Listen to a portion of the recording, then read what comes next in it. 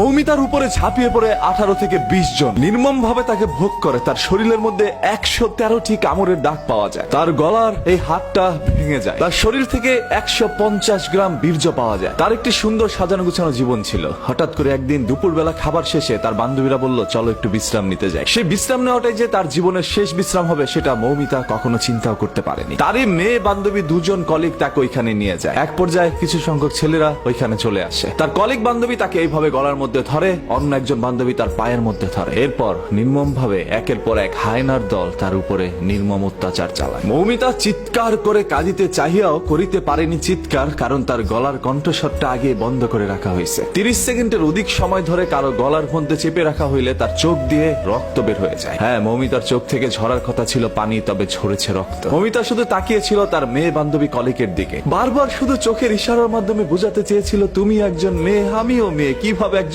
মেয়ে হয়ে আরেকজন মেয়েকে এইভাবে হায়নার হাতে তুলে দিলা? মৌমিতা চিৎকার করছে বারবার। ভাই, ও কাউকে বোঝাতে পারে নাই। মৌমিতা একটি ছোট্ট ভিডিওর মাধ্যমে মানুষকে একটি বার্তা পৌঁছে দেয়, যেখানে প্রকাশ পেয়েছিল তার সাথে ঘটে যাওয়া কিছু নির্মমতা। এরপর তাকে এই দুনিয়া থেকে সরিয়ে দেওয়া হয়। মৌমিতার সেই ভিডিওর বর্ণনা যদি আপনারা একবার দেখেন, তাহলে আপনাদের চোখ থেকে অশ্রু ঝরে যাবে। আজকে পুরো ভারতবাসী এটা নিয়ে প্রতিবাদ জানাচ্ছে আজকে বাংলাদেশের মানুষ। এবং এই ছবিটি ফেসবুকের মধ্যে ঢুকলেই দেখবেন আপনার সামনে চলে আসছে। হয়তো আপনারা অনেকে পোস্টটা পড়ছেন না, শুধু ছবিটা দেখে ইগনোর করে চলে যাচ্ছেন। হ্যাঁ, কারণ ঘটনা তো আপনার মা বোনের সাথে ঘটে নাই বা আপনার সাথে ঘটে নাই, অন্য কারোর সাথে ঘটলে তো আর আপনার কিছু যায় আসে না। যদি আসলে আপনি একজন মানুষের মনুষ্যত্ব বেঁচে থাকতো, তাহলে অবশ্যই এটা নিয়ে পোস্ট করতেন, শেয়ার করতেন এবং প্রতিবাদ জানাইতেন। গতকাল থেকে অসংখ্য মানুষ এটা পোস্ট করেছে এবং মানুষ আমাকে বলছিল, ভাই এটা নিয়ে একটা ভিডিও বানান। এই সকল বিষয় তো আর মানুষের বলে দিতে হয় না, এমনিতেই চোখ থেকে অশ্রু ছড়ে যায়। এই মৌমিতার জীবনে কি এমন ভুল ছিল ভাই? ও তো সুন্দর করে পর্দাশীল অবস্থায় ঘুরে বেড়াতো। ছবিটার মধ্যে আপনারা দেখতে পাচ্ছেন কি সুন্দর একটি মেয়ে। আজকে এরকম হাজারো মৌমিতা আমাদের দুনিয়া থেকে চলে যাচ্ছে, সেগুলো সোশ্যাল মিডিয়ার মধ্যে ভাইরাল হচ্ছে না। ওই সকল হায়নার দলগুলো এখন পর্যন্ত আমাদের সমাজের মধ্যে বিদ্যমান। এবং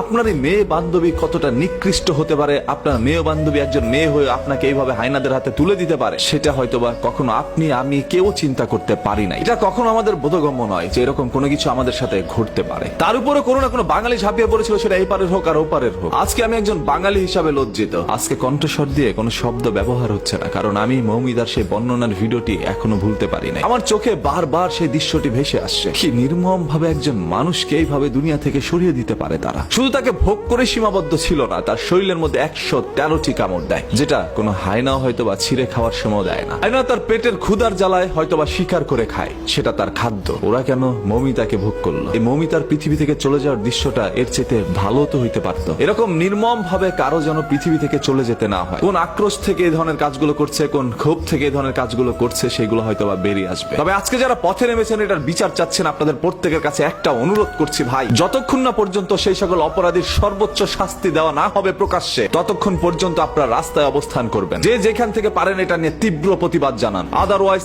আজকে মৌমিতার সাথে, আগামীকাল আপনার সাথে, আপনার মা বোনের সাথে এরকম ঘটনা ঘটতে দেরি হবে না। আমি চাই না চোখের সামনে এরকম আর কোনো মৌমিতা জীবন দেয়।